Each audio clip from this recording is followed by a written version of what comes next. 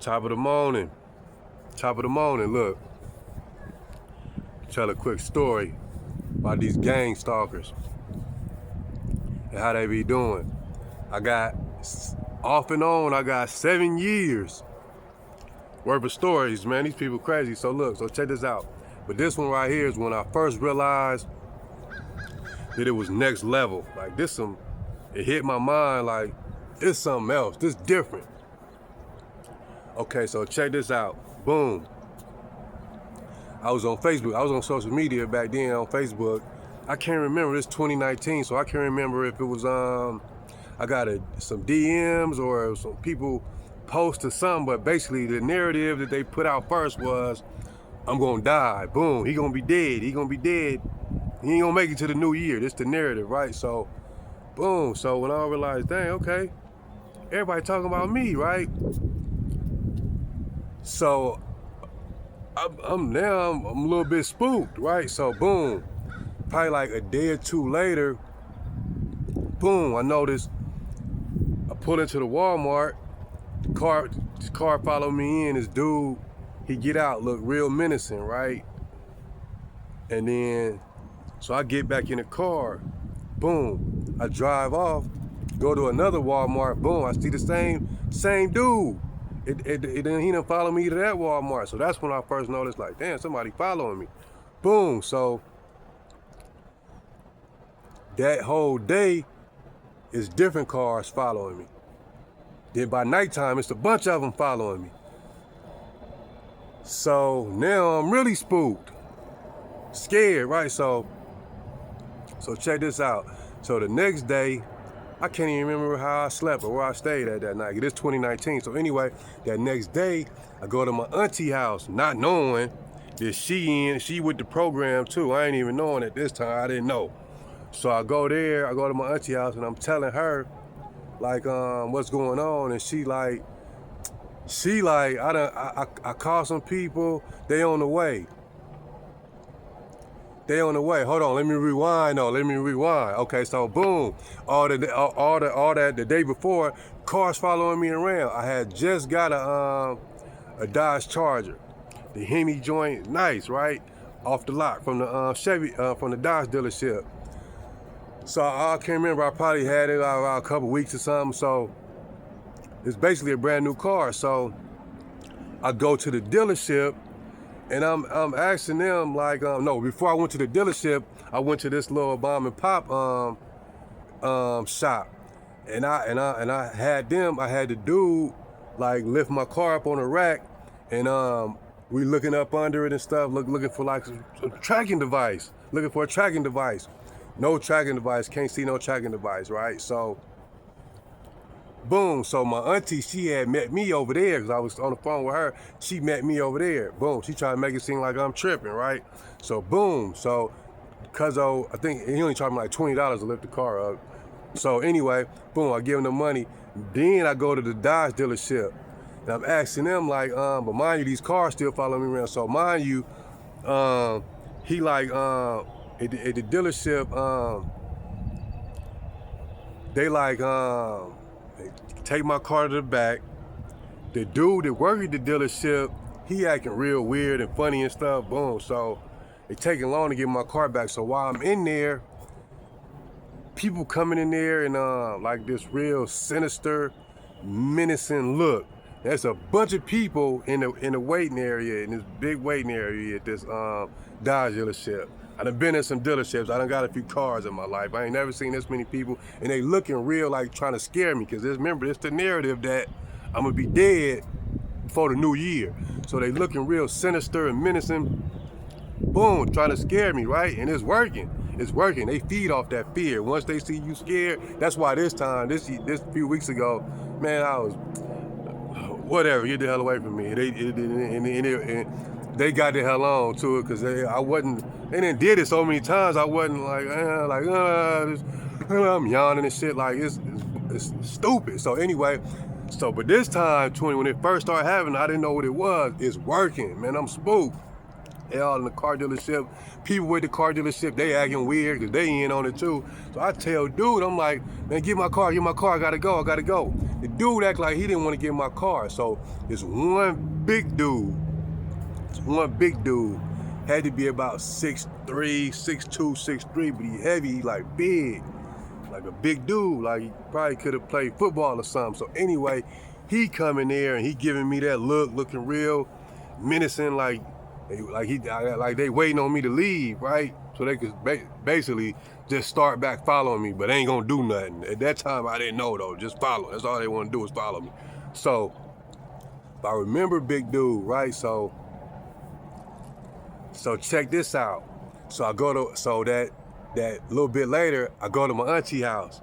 Back to my auntie. She ain't on the tour. I go to my auntie house. She like, I tell her that like they still following you. I'm like, yeah.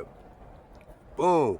I'm all like, I'ma die. Da, da, da. So she like, already, well, I call some people, they just want to talk to you. Boom. So I'm in her kitchen. They got there quick as hell. So I'm in her kitchen. She called the knock at the door. Do. They come in. It's two ladies and a police officer. Right? So I'm thinking like, who the hell? So boom. My first mind, once I seen the police, like, I ain't got nothing to say. Call my lawyer, even though I had no lawyer, but that's how you know when you're dealing with the police. One word, lawyer. But my auntie, she like, just talk to him.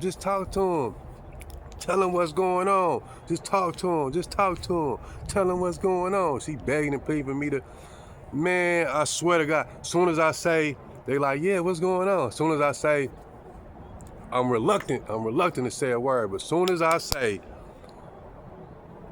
people following me, they like, oh, you gotta come with us. I swear to God, that's all I said. People following me. You gotta come with us. Man, they got a gurney. They got the police there. I'm like, man, I ain't going with you. That's my first reaction. I ain't going with you. What you talking about? The police like, that's why he was there. You gotta come with us. So put me on a gurney. Next thing I know, I'm at the hospital. In a different kind of room. Everybody done been to the hospital. It was a regular hospital like that you go to, the regular city, county hospital that you go to, but it's a different kind of room that I'm in. So in my mind, I'm like, I'm gonna just be here for I don't know how long, but I'm going home in a little bit. That's what I'm thinking. So boom, they like, we gotta take you to a mental hospital for I think it was like 48 hours or something. 48-hour evaluation or 48-hour hold, 72 hours. It wasn't supposed to be that long, but I ended up staying there I stayed there like 3 weeks or something. Something like 3 weeks. I'm gonna tell you too, they be in on it too. So anyway, so boom, I get to the mental hospital. Swear to God, no lie, this when I knew it was, I'm like, this different. What I'm going through is different. So I'm at the mental hospital and they got the doors that open. I'm in a little area where they got a little TV area where it's like mental hospital is like a jail too. This one was like a jail. It's in Atlanta. It's like a jail. But you get to come out your room throughout the day, and we in a little TV area. You play little card games or whatever, like when you be in jail. Play little card games or dominoes or do whatever. The TV right there, watch TV, and before they lock you up in your room at the end of the day. And I swear to God, no lie, man. Boom, the door open. I'm probably there. This is probably like the second day I was there. Boom, the door open. Swear to God, right hand of God, on my mom in heaven, God strike me down if I'm lying right now. The same big dude that I was telling you about that was at the car dealership looking at me, y'all, like he wanted to unalive me, waiting for me to, he come walking through the door at the mental hospital in some damn scrubs. This the cold part too. that menacing look, like that, like looking like a hitman look, completely gone. He looked a little bit zesty, like LGBTQ community, like bouncing through with scrubs on. I'm like, but right then at that moment, when I seen him, I'm like, this different. What I'm going through right now, this is something else. And okay, so at this mental hospital, you could order cigarettes. So at the time, I was smoking Newport. I smoked cigarettes. You know what I'm saying? So, boom. I got some cigarettes, and then they'll let you out in the little smoke area, however many times a day. You know what I'm saying? They let you out. Boom. Smoke break. Everybody go out there. All the smokers will go out there. So, and it'd be one of the staff out there, and I see him like over there, like in the little, because it ain't a big area, so you can see everybody that's out there. But he'll have his phone. Like he looking at something on his phone, but he really recording me. He really recorded me though. I swear to God. So at that moment, I was like, in my mind, I'm like, this something different. It's different that I'm going through, cause ain't no way. At that point, it was a lot. I ended up going to jail too. I'm gonna tell that story too. I'm telling everything. I got about 7 years off and on the story of this evilness, right? So boom. But I'll tell the story how I ended up going to jail later. But I ended up, so from the mental hospital, I was out. They didn't mess with me for a little while. They let me, you know what I'm saying? Then probably about 4 months after I was at the mental hospital, boom, they started back. I ended up in jail. So, but this time, and the same thing in my mind, I'm like, man, this is different. It's different. So when I got out of jail, I did a simple Google, cars following me around. It popped up, gang stalking. My first time seeing that word, gang stalking. And I just went down a rabbit hole. I've been going down the rabbit, and I still be, even since they blitzed me like 2 weeks ago again.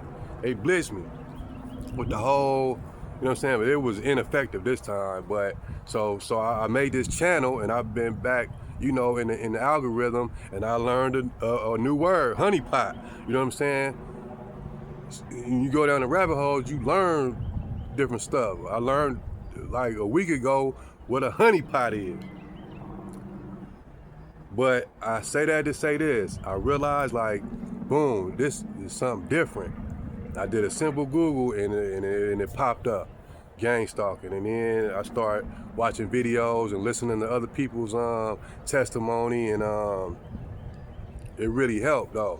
So then when I see stuff, little stuff, I learned what street theater was. I'm knowing now that all these people is they just acting, and then I learned that some of them they get paid to do this, and yeah, that's just a quick story. Once I know the police, they was in on it too. Like when they locked me up, they laughing. When I went to jail, they laughing, and oh, you crazy, ha ha ha, like trying to make it seem like I'm crazy, and all this stuff, man. But I got stories for days of these people, because now that I'm in the algorithm, I be listening to other people, and I guess it's different levels or different.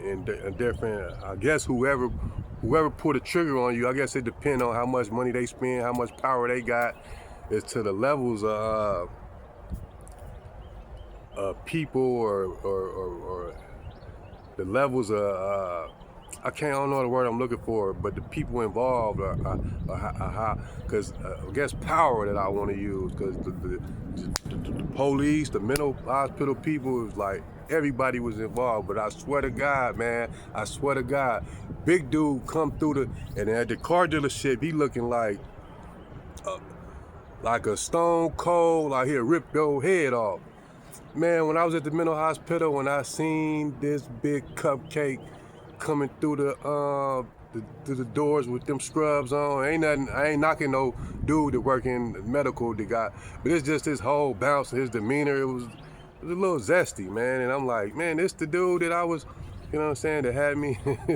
He looked like he wouldn't hurt a fly. You know what I'm saying? He looked like he wouldn't hurt a fly, like a gentle giant. You know what I'm saying? But I'm laughing at it now, but I could think back and laugh now, but man, I don't know, man.